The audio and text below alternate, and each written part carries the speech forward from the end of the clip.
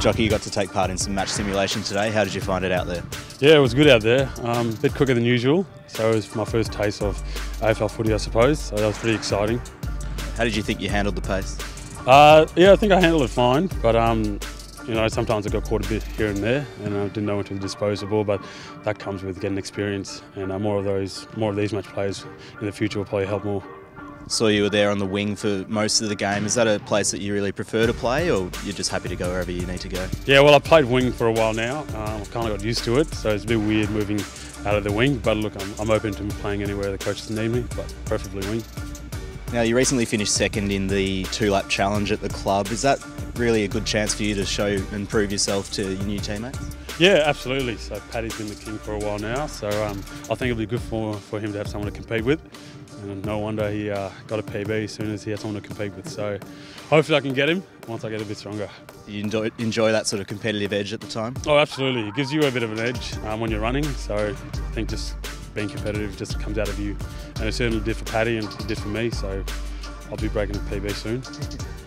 And most fans certainly know about your athleticism. What do you think are some of the other strengths to your game that they might not know yet? Yeah, so athleticism is probably one of them. Just my versatility is probably one. And yeah, no, I don't mind flying up for getting the mark there, here and there, so it's always good fun.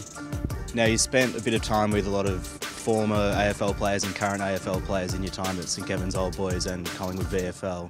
How beneficial was that experience for you? Oh, absolutely beneficial. So they've probably just gave me a few good tips that have helped me in good stead for the pre-season. So I think Steve Gillam has been quite vocal, just advised me how to handle a pre-season, how important it is to get a lot of sleep and recovery. So that's been my #1 factor, and it's holding me in good stead so far. And one of your former teammates at St Kevin's, Mark Jamer, has spent a bit of time here as well. Have you had any specific advice from him? Yeah, no, Jamer, it's been good. He's always reminded me to back myself, and he's very happy for me about where I've gotten. And it's always good to see a familiar face around. And have any players here really taken you under their wing so far? Yeah, so Big Drapes has been looking after me in terms of the younger boys. So, you know, I've just been trying to learn as much as I can off everyone, being in the midfield group, asking a lot of questions here and there. So that's going to fast track my learning experience, and hopefully that's going to get me out in the field.